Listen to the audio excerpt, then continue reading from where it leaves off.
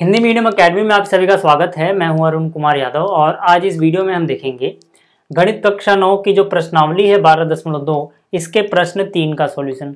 देखो जो ये प्रश्न 3 है इसमें काफ़ी बच्चों को काफ़ी दिक्कतें होती हैं, बट मैं बिल्कुल आपको आसान तरीके से कराऊंगा। आपको एक क्वेश्चन समझने में कहीं कोई दिक्कत नहीं होगी। पहले इस प्रश्न को समझ लेते हैं, फिर बात करेंगे कि हम इसका सॉल्यूशन कैसे करें। तो यहाँ पे बोला गया, राधा ने एक रंगीन कागज से एक हवाई जहाज का चित्र बनाया, जैसा कि यहाँ आकृति में दिखाया गया है। प्रयोग किए गए कागज का कुल क्षेत्रफल ज्ञात कीजिए।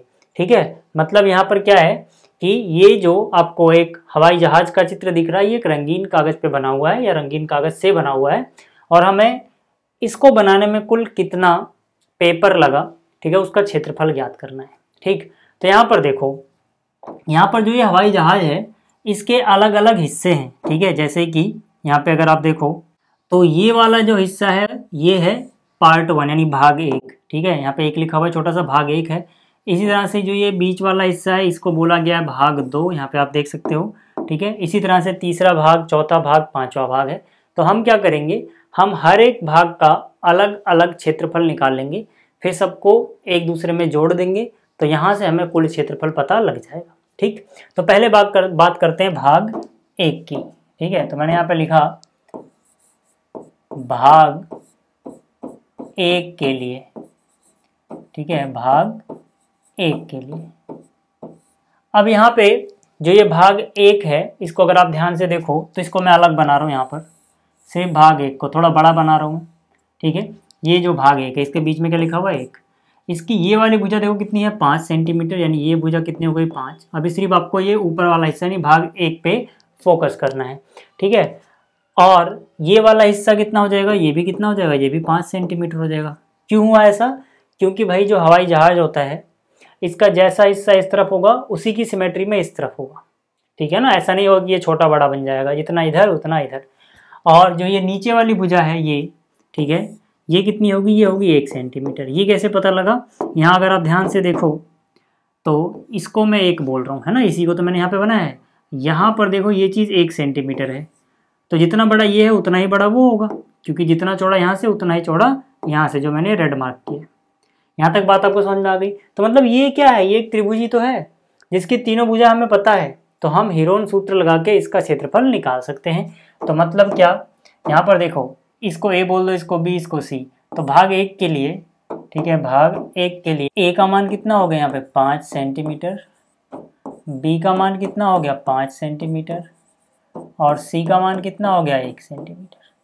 ठीक है, ये मैंने आपको समझाने के लिए बताया था, तो इसको मिटा देता हूँ। हालांकि आप अलग से बना भी सकते हो समझने के लिए। ठीक है, चलो अब आपको समझ में आ गया होगा भाग 1। ठीक है, तो भाग 1 के लिए S कितना होगा, क्योंकि हम हीरोन सूत्र अगर लगाएंगे तो हमें S भी पता होना चाहिए। हीरोन सूत्र क्या होता है मैं आपको समझा चुका हूँ पिछली वीडियोस में। तो ये होता है अर्ध परिमाप, यानी कि परिमाप निकाल लो, ABC को जोड़ के और उसको 2 से भाग दे दो। तो A का मान कितना है 5, B का मान भी कितना है 5, C का मान कितना है 1। किससे भाग देना है 2 से। तो 5 और 5 10 और 1 11, यानी हो जाएगा 11/2। 11/2 करोगे कितना आएगा 5.5, यानी कि 5.5 S का मान आ गया। तो S तो अपने को पता है, ABC भी अपने को पता है, तो हम इसका क्षेत्रफल निकाल सकते हैं। ठीक है, तो मैंने यहाँ पे लिखा क्षेत्रफल। ठीक है, क्षेत्रफल किसका, भाग 1 का। ठीक है, भाग 1 का क्षेत्रफल कैसे निकालोगे, क्योंकि एक त्रिभुज है तो यहाँ पे हम हीरोन सूत्र का प्रयोग करेंगे। ये क्या होगा, S minus A, S minus B और S माइनस C। ठीक है, अब यहाँ पे मान रख दो यार। S का मान कितना है 5.5, तो यहाँ आएगा 5.5। फिर ब्रैकेट में S में से A घटाया गया है, S का मान है 5.5। इसमें से A घटाना है, A कितना है, A अपने पास है 5। फिर B घटाना है S में से, यानी S तो वही रहेगा 5.5। इसमें से B घटाना है, B कितना है, B फिर से वही 5। फिर C घटाना है, ठीक है, यानी कि 5.5 में से क्या घटाना है C, और C का मान कितना है 1। तो यहाँ तक तो समझने में कोई दिक्कत नहीं हुई होगी भाई। ठीक है, अब क्या करते हैं, इसको थोड़ा ऊपर कर देते हैं। ठीक,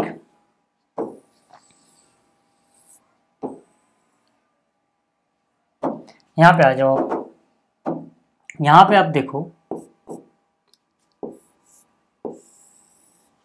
तो ये कितना है 5.5 गुणा में 5.5 में से 5 घटाओगे कितना बचेगा 0.5।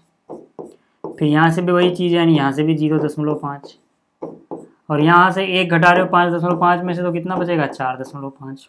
अब इसके बाद देखो यहाँ पर आप देखोगे कि 0.5 है, यहाँ पर भी 0.5 है। ठीक है, तो मतलब ये चीज़ तो 2 बार आ रही है। और मैंने आपको पिछली वीडियो में क्या बताया कि कोई चीज़ अगर 2 बार ऐसे दिखे आपको तो आप वर्गमूल के बाहर ले सकते हो उसको 1 बार, यानी वर्गमूल के अंदर ये 2 बार दिखेगी, बाहर 1 बार। ठीक है, अंदर क्या बचा रहेगा, देखो अंदर बचा रहेगा 5.5 गुणा में 4.5। इन दोनों के बदले में तो ये चीज़ बाहर आ गई, ये दोनों चीज़ें बची हुई हैं, तो इन दोनों को क्या करो गुणा कर लो। 4.5 और 5.5 को रफ में गुणा कर लेना, कितना आ जाएगा 24.75। ठीक है, तो यहाँ से ये आया देखो इन दोनों के बदले में, और 24.75 यहाँ पर आ गया। ठीक है, इन दोनों को गुणा करके। अब इसके बाद हमें क्या करना है, देखो इसके बाद आपको वर्गमूल निकालना आना चाहिए भाई। वर्गमूल कैसे निकालते हैं इसके लिए अलग से वीडियो है मेरे पास। ठीक है, उसका लिंक इस वीडियो के डिस्क्रिप्शन में दे दूंगा। यहाँ पर वर्गमूल निकाल के दिखाऊंगा, बहुत लंबी चौड़ी वीडियो बन जाएगी। इसका वर्गमूल निकालोगे तो आएगा 4.974, 3 डिजिट तक निकाल लो, कितना आ जाएगा 4.974। ठीक है, इसको इससे गुणा कर दो तो कितना 5 गुणा में 4, देखो ये 5 से गुणा करो, 5 चौक 20 का 0 हासिल गया 2, 5 सत्ते 35 और 2 37 हासिल गया 3, 5 रिम 45 और 3 48 का 8 हासिल गया 4, 5 चौक 20 और 4 24। ठीक है, यहाँ पे 3 डिजिट के बाद यहाँ पे 1, यानी 4 अंक के बाद है ना, 3 अंक के बाद यहाँ 1 अंक के बाद, यानी 4 अंक के बाद दशमलव लगाओ, 1 2 3 4, यानी 2.4870। तो ये कितना हो जाएगा, ये हो जाएगा 2, अगर 1 दशमलव तक लिखूँ मैं। ठीक है, क्योंकि एनसीईआरटी में आंसर 1 दशमलव तक दिया गया तो मैं 1 दशमलव तक लगभग मान लूँगा। 2.5 सेंटीमीटर स्क्वायर लगभग। कैसे हुआ ये समझाता हूँ, देखो यहाँ पर मुझे दशमलव के सिर्फ 1 अंक तक चाहिए मान लो। ठीक है, मैं ये सब अंक हटा रहा हूँ, तो जो आप हटा रहे हो उसके जस्ट पहले वाला देखो, अगर 5 से बड़ा है तो ये जो 4 है इसको 1 ज़्यादा कर दोगे, यानी 4 को आप 5 लिखोगे। ठीक है ना, उम्मीद करता हूँ आपको निकटतम मान लेना ऐसे आता है। ठीक, तो यहाँ से हो गया 2.5 के बहुत पास था तो ये लिख दिया। ठीक है, अब देखो आप कहोगे हमें कैसे पता है कि दशमलव के 1 ही डिजिट तक लेना है। एनसीईआरटी में पीछे आंसर 1 डिजिट तक दिया हुआ है, तो आप उससे आंसर मैच कर सको इसलिए मैं यहाँ पर ऐसा करा रहा हूँ। आप यहाँ पे भी आंसर छोड़ दोगे वो भी चलेगा, क्योंकि पेपर में तो नहीं पता लगेगा ना आपको कि कितने अंक तक लें दशमलव के बाद, तो ज़्यादातर आप 1 या 2 अंक तक ले। ठीक है ना, तो यहाँ तक हो गया ये। अब ये है पहला हिस्सा अभी। ठीक है ना, जो पहला हिस्सा निकाला हमने। ठीक है ना, यहाँ पर क्या चल रहा है देखो, ये क्षेत्रफल 1। ठीक, अब बात करते हैं कि दूसरे हिस्से का क्षेत्रफल कैसे निकालेंगे। तो दूसरे हिस्से का क्षेत्रफल निकालना आसान है, क्योंकि दूसरा हिस्सा देखो क्या बन रहा है, एक आयत, तो इसका हिस्सा, इसका क्षेत्रफल क्या हो जाएगा लंबाई गुणा चौड़ाई। तो दूसरे हिस्से को मैं यहाँ पे आगे कर रहा हूँ। ठीक है, देखो ये रहा दूसरा हिस्सा, तो मैंने लिखा क्षेत्रफल किसका, भाग 2 का। भाग 2 का क्षेत्रफल क्या हो जाएगा लंबाई गुणा चौड़ाई, यानी कि सीधा लिख दो लंबाई गुणा चौड़ाई। ठीक, फिर से एक बार आपको दिखा दूं कि भाग 2 कहाँ पर है, ये रहा। इसमें इसको लंबाई मानो कितनी है 6.5 और इसको चौड़ाई मानो कितनी है 1 सेंटीमीटर, यानी लंबाई 6.5 और चौड़ाई 1 सेंटीमीटर। गुणा करके कितना आ जाएगा, गुणा करके आ जाएगा 6.5 वर्ग सेंटीमीटर। तो भाग 2 का भी क्षेत्रफल आ गया। भाग 3 में थोड़ा टाइम लगेगा, इसलिए हम उसको सबसे बाद में करेंगे। पहले भाग 4 और 5 देख लो। ठीक है, 4 और 5, भाग 3 अभी थोड़ी देर बात करेंगे। ठीक है, मैंने लिखा क्षेत्रफल किसका, चौथे का। ठीक है, बराबर है क्षेत्रफल 5वें के, वो हम बाद में देखेंगे, पहले चौथे पे देखो। ये है चौथा। ठीक है, देखो चौथे वाले भाग में अगर आपको नज़र आ रहा है, सही से नहीं नज़र आ रहा तो इसको डार्क कर देता हूँ थोड़ा, ये हिस्सा है। ठीक है, देखो जैसा चौथा वैसा ही ये 5वां है। क्यों, क्योंकि इसमें सिमेट्री होती है, जितना बड़ा ये पंख रहेगा उतना बड़ा ये पंख रहेगा ना भाई, ऐसा तो होगा नहीं छोटा बड़ा बना देंगे। तो यानी कि अगर वहाँ पे 6 सेंटीमीटर लिखा हुआ है तो समझ लो कि ये भी कितना है 6 सेंटीमीटर है। और अगर ये 1.5 सेंटीमीटर है 1.5, तो ये भी कितना होगा 1.5, यानी 1.5 सेंटीमीटर। ठीक है, और ये बिल्कुल 90 डिग्री पे होता है। ये किस पे होता है 90 डिग्री पे।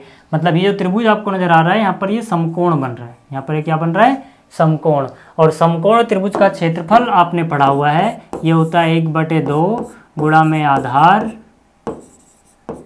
गुणा में ऊंचाई। ठीक है, ये तो आपने पढ़ा हुआ है। तो यानी कि 1/2, ठीक है। देखो क्योंकि ये यहाँ पे 90 बन रहा है तो इनमें से एक को आधार एक को ऊंचाई मान लो आधार कितना है 1.5, ऊंचाई कितनी है 6। तो ये हो जाएगा 1.5 गुणा में 6। जिसको नहीं समझ में आया वो ऐसा समझ लो कि जो ये त्रिभुज है, ठीक है, इसमें यहाँ पर बन रहा है 90 डिग्री। ठीक है, तो जहाँ 90 बनता है समकोण त्रिभुज में, उनमें से किसी एक को आधार बोल दो, किसी एक को ऊंचाई बोल दो। ठीक है, तो मान लो ये आधार है तो ये कितना है 1.5, तो आधार की जगह आ गया 1.5। और ये ऊंचाई है तो यहाँ पर ये कितना है, ये है 6 सेंटीमीटर। समझ में आ गई बात। तो मतलब ऊंचाई की जगह आ गया 6।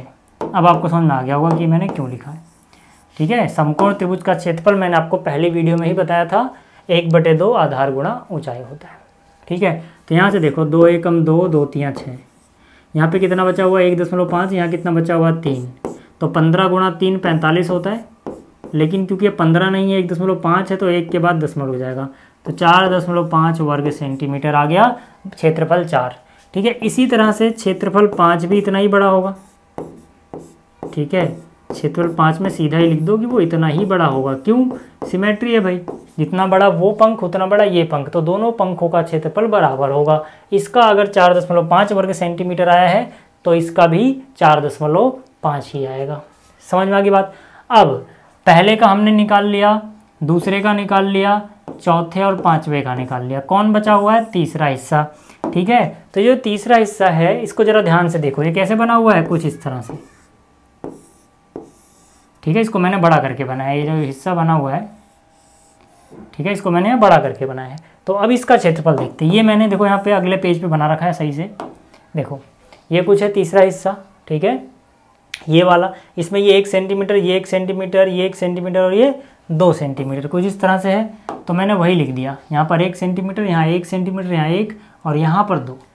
अब बात करते हैं कि भाई इसका क्षेत्रफल हम निकालेंगे कैसे। इस क्वेश्चन में यही पार्ट है जो सबसे ज़्यादा परेशान करता है बच्चों को। तो देखो पहले मैं इसका नाम लिख देता हूँ, ठीक है, फिर समझाता हूँ। नाम लिखने के बाद समझाना ज़्यादा आसान रहेगा। मैंने इसका नाम लिखा PQRS। तो आपको पता है कि भाई जो PQRS है, पहले मैं समझा दूँ फिर बताता हूँ कैसे करेंगे। ठीक है, ये जो PQRS है ये एक समलंब चतुर्भुज है। समलंब चतुर्भुज का मतलब कि भाई देखो इसका एक जोड़ा विपरीत भुजाओं का समांतर है, तो ये क्या हो गया, समलंब चतुर्भुज। और समलंब चतुर्भुज का जो क्षेत्रफल होता है, याद करो ये आपने पढ़ा हुआ है। ये आपने कितना पढ़ा हुआ है, 1/2 ब्रैकेट के अंदर आएगा जो इसकी समांतर भुजाएं हैं उनका योग। समांतर भुजा मतलब PQ और SR, क्या क्या है, PQ और SR, इनका योग गुणा में जो भी इसकी संगत ऊंचाई है। ठीक है ना, ऊंचाई का मतलब क्या, ऊंचाई का मतलब इसको मान लो कि ये क्या है, ऊंचाई H। समझ में आ गई बात। तो मतलब अगर मुझे किसी तरह से ये ऊंचाई H पता लग जाए, ठीक है, तो मैं यहाँ पर फॉर्मूले में ऊंचाई की जगह क्या लिखूंगा, H की वैल्यू, और कैलकुलेट कर लूँगा, इसका क्षेत्रफल मेरे पास आ जाएगा। लेकिन मुझे H पता ही नहीं है। ठीक है, दिक्कत कहाँ आ रही है, देखो दिक्कत ये है कि मुझे H नहीं पता है। तो मैं H पता करूँगा ना, पहले H पता लगेगा मुझे, तभी तो मैं यहाँ पर इसका क्षेत्रफल निकाल पाऊँगा।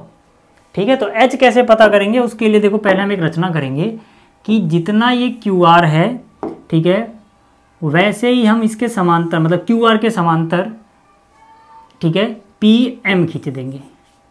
ठीक है, मैंने क्या बोला, QR के समांतर PM खींचेंगे। तो सबसे पहले यहाँ पे हमें रचना करनी पड़ेगी 5वें पार्ट में। ठीक है, याद रखना। अब यहाँ पे हम भाग 5वां नहीं, तीसरा, भाग तीसरे के लिए सॉल्व कर रहे हैं।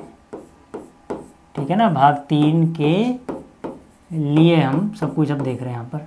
तो रचना मैंने क्या करी, रचना मैंने करी कि PM समांतर QR खींचा, PM समांतर QR खींचा। ठीक है, PM समांतर QR खींचा। ठीक है, याद रखना इसकी जो ऊंचाई है वो अलग चीज़ है। ठीक है ना, इसकी ऊंचाई यहाँ पे बना देता हूँ मैं। ठीक है, आप अलग कलर से बनाता हूँ इसको। ठीक है, ये ऊंचाई जो मैंने अभी आपको बताई थी ये अलग चीज़ है H। ठीक है, जो PM है ये अलग चीज़ है, कन्फ्यूज मत होना। ठीक, तो तो PM समांतर QR खींचा। अब जरा ध्यान से देखना, PQ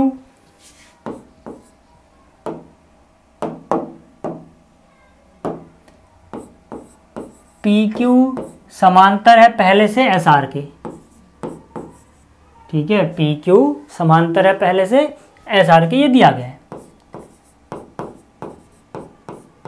ठीक है। अलग से लिखा नहीं है कहीं, बट हमें सब कुछ किससे समझना है, सब कुछ इस फिगर को देख के समझना है। तो फिगर में जब एरोप्लेन बना जाएगा तो ये चीज़ इसके समांतर ही होगी, ठीक है ना।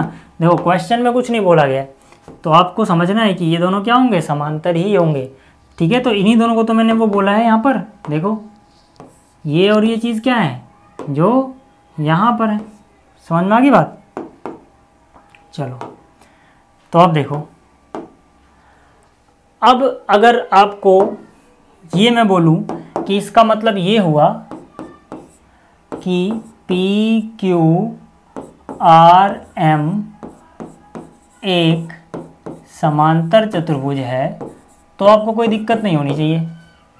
क्यों? क्योंकि ज़रा ध्यान से देख लो इस वाले चतुर्भुज में, ये जो चतुर्भुज है मैं इसकी बात कर रहा हूँ, ये जो मैंने पीले से बनाया है, इसमें PM QR के समांतर है, हमने खींचा, PQ MR के समांतर है, ये तो दिया ही हुआ था। तो किसी चतुर्भुज में अगर दोनों जोड़े, विपरीत भुजाओं के दोनों जोड़े समांतर हो तो कैसा बन जाता है, वो एक समांतर चतुर्भुज बन जाता है। अब जैसे ही ये समांतर चतुर्भुज हुआ, बहुत सारी बातें हमें पता लगी। पहली बात क्या पता लगी कि जो PM है वो 1 सेंटीमीटर है, ठीक है। पहली बात हमें क्या पता लगी कि भाई जो PM है, ठीक है, PM कितना है 1 सेंटीमीटर, यानी QR के बराबर, सीधी सीधी बात। और QR कितना है 1 सेंटीमीटर, ठीक है। क्यों? क्योंकि समांतर चतुर्भुज की विपरीत भुजाएं बराबर होती हैं, तो ये जो भुजा है ये इसके बराबर होगी ना भाई, क्योंकि समांतर चतुर्भुज प्रूफ हो गया और ये समांतर चतुर्भुज की विपरीत भुजाएं बराबर होती हैं। यहाँ पे आप लिख सकते हो समांतर चतुर्भुज की विपरीत भुजाएं या सम्मुख भुजाएं बराबर होती हैं। इसी तरह से MR भी 1 सेंटीमीटर होगा। क्यों? क्योंकि जो MR होगा, जितना MR होगा उतना PQ है, ये भी सम्मुख भुजा है, तो MR बराबर PQ हो जाएगा।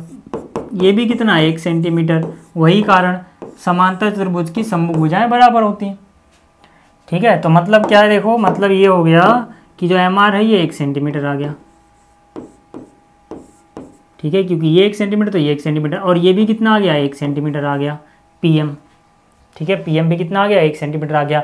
अब आप कह सकते हो कि अगर ये पूरा 2 सेंटीमीटर है, उसमें से 1 सेंटीमीटर निकाल दो, तो इधर कितना बचेगा 1 सेंटीमीटर, यानी कि SM, ठीक है। इसको अगर आप प्रूफ करके दिखाना चाहते हो दिखा सकते हो आराम से। कैसे? SM प्लस में MR बराबर है SR, पूरा SR, और पूरा SR कितना दिया हुआ है 2 सेंटीमीटर, ठीक है। और SM प्लस में MR अभी हमने निकाला कितना 1 सेंटीमीटर, तो 1 अगर माइनस में जाएगा तो SM कितना बचेगा 2 - 1 यानी कि 1 सेंटीमीटर। अच्छा, हमने SM क्यों निकाला, क्वेश्चन अब ये आता है, देखो, ठीक है। ये मैं चाहता डायरेक्ट भी लिख सकता था, आपको सारे स्टेप यहाँ ये वाले करके नहीं दिखाने, आप डायरेक्ट लिख सकते हो, ये फिगर बनाओ सीधा डायरेक्ट लिख दो, आगे बढ़ो, ठीक है ना, क्योंकि मेन क्वेश्चन तो कुछ और है। लेकिन मैंने जानबूझ के यहाँ पर सारे हिस्से करे हैं, ठीक है ना, एक भी चीज़ सीधी लिख नहीं दी, ठीक है। जबकि हम चाहते तो फिगर से सीधा इसको, जैसे ही ये समांतर चतुर्भुज प्रूफ हुआ, ये एक, तो ये भी एक, तो अगर ये टोटल 2 था तो यहाँ पर एक, यहाँ पे एक फिगर में लिखो, यूज़ कर सकते हो, है ना, इस सवाल में अलाउड है। लेकिन फिर मैंने सारे स्टेप करके दिखा दिए कि कैसे आया। अब बात करते हैं इसका निकालने से फ़ायदा क्या होगा। इसके निकालने से फ़ायदा ये होगा, मैं लिखूँगा त्रिभुज PSM, ठीक है, त्रिभुज PSM एक, ठीक है, PSM एक समबाहु त्रिभुज हो गया। ऐसे करने से क्या हो गया, समबाहु त्रिभुज है, क्योंकि देख लो जरा समबाहु त्रिभुज क्यों है। ऐसा करने से कौन सा त्रिभुज की बात कर रहा हूँ, फिर से जरा ध्यान से देख लो, मैं बात कर रहा हूँ PSM, ये जो त्रिभुज है, ठीक है, ये क्या है, ये एक समबाहु त्रिभुज है। क्यों समबाहु त्रिभुज है? क्योंकि PS, देखो PS कितना 1 सेंटीमीटर, ठीक है, PS भी कितना 1 सेंटीमीटर, ये बराबर है PM के, PM भी देखो कितना, PM भी कितना 1 सेंटीमीटर, और ये बराबर है SM के, सबके सब 1 सेंटीमीटर के बराबर हैं। तो अगर तीनों भुजाएं बराबर हैं तो ये एक समबाहु त्रिभुज हो गया। यानी कि अगर मैं क्षेत्रफल निकालता हूँ इस त्रिभुज का PSM का तो ये होगा वर्गमूल 3/4 भुजा का वर्ग। याद करो, समबाहु त्रिभुज के लिए मैंने क्षेत्रफल आपको पहली वीडियो में ही पढ़ा दिया था, वर्गमूल 3/4 भुजा का वर्ग। मुझे पता है ये वीडियो लंबी बन रही है, काफ़ी टाइम ले रहा हूँ मैं, बट समझाने के लिए ज़रूरी है यार। ठीक है, जल्दी जल्दी समझा दूंगा तो ये क्वेश्चन आपको उतना अच्छे समझ में आएगा नहीं।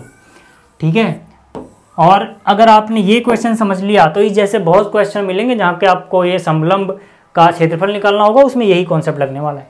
ठीक है, तो देखो वर्गमूल 3/4 भुजा का वर्ग आ गया, ये आई। दूसरी बात इसका, क्योंकि अब मुझे पता है कि अगर मेरे पास कोई ऐसा त्रिभुज हो जिसमें ऊंचाई h हो और इसको मैं आधार बोल दूं, तो इस त्रिभुज का क्षेत्रफल एक तरीके से और निकाला जा सकता है। ठीक है, नीचे वाले को मैं आधार बोल दे रहा हूँ।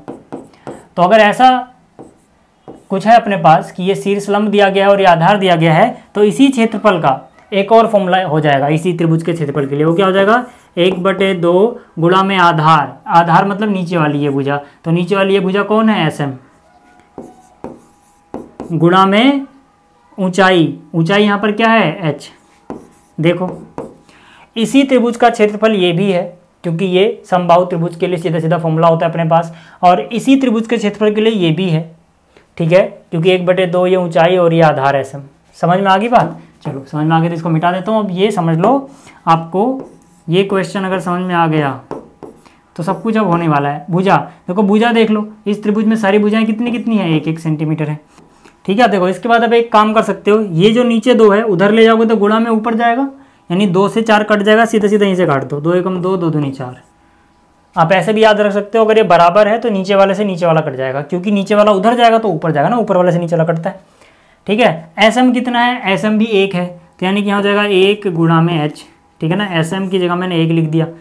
ठीक, और यहाँ क्या बचेगा, यहाँ बचेगा 1 का स्क्वायर 1, वर्गमूल 3, और नीचे कितना है, 2 है।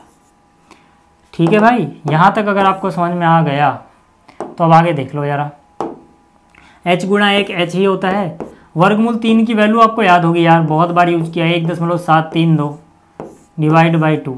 ठीक है, इसको 2 से डिवाइड करो कितना हो जाएगा, 2 8 16 यानी 0.8, 1 और 3 13 यानी 2 6 12 और 2 6 12 यानी 0.866। क्योंकि फिर से उत्तर 1 अंक तक दिया हुआ है तो मैं इसको 1 अंक तक निकटतम मान ले लेता हूँ, यानी कि मुझे ये 6 और 6 हटाना पड़ेगा। जो मैं हटा रहा हूँ ये देखो, ये अंक 5 से बड़ा है, जो हटा रहे हो अगर वो 5 से बड़ा है तो जो इसके पहले है जिसको आप नहीं हटा रहे वो 1 ज़्यादा हो जाएगा, यानी 8 से कितना 9, यानी इसका निकटतम मान निकालोगे तो ये हो जाएगा 0.8 की जगह 9 हो जाएगा। लगभग है, याद रखना ये। ठीक है, ये क्या है, लगभग। ठीक है भाई, तो h आ गया इतने क्या, सेंटीमीटर। अब अगर आपको h पता लग गया, ठीक है, तो इस समलंब चतुर्भुज का क्षेत्रफल तो हमने देखा था, हमने यहाँ लिखा क्षेत्रफल, क्षेत्रफल किसका, चतुर्भुज PQRS यानी कि भाग 3। ठीक है ना, भाग 3 का क्षेत्रफल। ये एक चतुर्भुज है, समलंब चतुर्भुज, और इसका क्षेत्रफल अपने को पता है 1/2 समांतर भुजाओं का योग गुणा में हाइट h। समझ में आ गई बात? इसीलिए तो मेहनत कर रहे थे कि हमें h मिल जाए, हमें h मिल गया, ये रहा देखो। ठीक, अब आ जाओ। अच्छा, किसी किसी का आंसर का थोड़ा अलग भी आ सकता है, अगर वो यहाँ पे, ठीक है, निकटतम मान ना ले, बाद में ले तो, ठीक है, या फिर वो 1 अंक तक ना ले, 2 अंक लिख तो थोड़ा बहुत अंतर पॉइंट में किसी किसी का आ रहा है, उससे कोई डरने वाली बात नहीं है, क्योंकि यहाँ पे क्या ले रहे हैं हम, लगभग ले रहे हैं। ठीक है, तो डिपेंड करता है, हम 1 डिजिट तक निकटतम मान लें या 2 डिजिट तक लें तो उससे आंसर बदल सकता है, उत्तर थोड़ा बदल सकता है हल्का सा। एनसीईआरटी में भी पीछे लगभग लिखा हुआ है, यानी करेक्ट नहीं है वो बिल्कुल। ठीक है, तो अगर आपका हल्का इधर उधर आता है तो वो चलेगा, वहाँ पे लिखोगे बगल में लगभग। तो 1/2 यहाँ पे गुणा में h है, यहाँ पे क्या आता है, जो समांतर भुजाएं उनका योग। एक समांतर भुजा देखो PQ, ठीक है, आपको किस में देखना है, अब आपको देखना है इस बड़े वाले में। ठीक है, इसको मैं अलग कलर से दिखाता हूँ, पीले कलर से दिखाता हूँ, आपको इसी में देखना है, इसमें देखना है, ये जो बड़ा वाला चतुर्भुज है ना, अब मैं इसकी बात कर रहा हूँ, अब इसमें देखना है, इस पूरे का। ठीक है, तो इसमें समांतर भुजा कौन है, PQ और SR, यानी कि जो बीच में योग आएगा वो किसका आएगा, PQ प्लस में SR आएगा। तो अब आ जाओ यार, देखो 1/2, PQ कितना है 1 और SR कितना है 2, यानी कि 1 + 2, और ये कितना आया है 0.9। ठीक है भाई, तो 2 और 1 3/2 गुणा में 0.9। ठीक, तो मतलब क्या, मतलब ये कि 3/2 तो 1.5 होता है, गुणा में कितना 0.9, 15 निम में 135, क्योंकि ये 15 नहीं है, 0.9 और 1.5 है, तो 1 के बाद 2 के बाद दशमलव लगा दो। ठीक है, तो ये इतना हो जाएगा, यानी कि हो जाएगा 1.4 लगभग। ठीक है, अब यहाँ थोड़ा खतरनाक चीज़ है भाई। ठीक है, पहले लिख लो फिर बताता हूँ। ठीक है, यहाँ पे आएगा लगभग। अब आप कहोगे ये 5 से बड़ा होता तब हम इसको 1 ज़्यादा करते हैं ना। देखो, एक और नियम होता है कि अगर जिस संख्या को आप हटा रहे हो वो 5 से बड़ी ना हो, 5 के बराबर ही हो, तब क्या होगा। अगर ये 5 के बराबर है तो इसके पहले वाली संख्या अगर विषम संख्या है तब उसको 1 ज़्यादा कर देंगे, अगर सम होती तो वही रहने देते। क्योंकि इसको हम हटा रहे हैं, क्योंकि 1 अंक तक हमें लेना है। 5 को हटाया, क्योंकि 5 से बड़ा होता तो आंख बंद करके 3 से 1 ज़्यादा 4 आता, लेकिन क्योंकि यहाँ पे 5 ही है तो 5 के पहले अगर सम संख्या होती, समझ लो 3 की जगह 2 होता तो 2 ही रहने देते, लेकिन क्योंकि ये विषम संख्या है तो 1 ज़्यादा करते हैं, तो 3 से 1 ज़्यादा कितना 4। तो ये नियम भी आपको पता होना चाहिए। ठीक है, तो क्षेत्रफल तीसरे हिस्से का आ गया अपने पास 1.4 सेंटीमीटर स्क्वायर लगभग। अब हमसे क्या बोला गया था भाई, पूरे प्लेन का क्षेत्रफल बता दो, है ना, हवाई जहाज का। तो हम बोलेंगे कुल क्षेत्रफल कितना होगा भाई, इसके लिए क्षेत्रफल सारे जोड़ दोगे ना, पहले हिस्से का, दूसरे हिस्से का, तीसरे हिस्से का, चौथे हिस्से का और पांचवें हिस्से का, सबको जोड़ दोगे भाई, तो ये कितना हो जाएगा। देखो यार, यहाँ पे हमें ये कौन सा तीसरे का तो पता है, तीसरे के नीचे लिख दिया 1.4। ठीक है, तीसरे के नीचे लिख दिया 1.4, बाकी सब देखते हैं। ठीक है, देखो यहाँ पर पांचवें और चौथे का बराबर था 4.5 4.5, यानी पांचवें और चौथे में, ठीक है, पांचवें और चौथे में कितना 4.5 और 4.5 वर्ग सेंटीमीटर। पहले और दूसरे का कितना था भाई, दूसरे का था 6.5। ठीक है, दूसरे का कितना है 6.5, और पहले का कितना है, पहले का है देखो लगभग 2.5। ठीक है, तो यहाँ आ जाएगा 2.5। ठीक है, तो इतना सब कुछ करने के बाद आपका उत्तर मिलेगा। तो सबको करोगे इतना हो जाएगा, देखो 4.5 9 और 6 15.5, और ये 17 18 और 1 19.4, टोटल कितना 19.4 वर्ग सेंटीमीटर। यहाँ पे एक लाइन लिखोगे लगभग, एक शब्द लिखोगे लगभग। ठीक है, तो इस तरह से आया है इसका क्षेत्रफल। तो उम्मीद करता हूँ आपको ये समझ में आया होगा। वीडियो काफ़ी बड़ी बनी है मुझे पता है, बाकियों से काफ़ी बड़ी है, लेकिन आपको समझ में यहाँ सबसे बढ़िया तरीके से आया होगा। तो इस वीडियो में इतना ही, जल्दी मिलेंगे अगली वीडियो में। इस वीडियो को देखने के लिए धन्यवाद।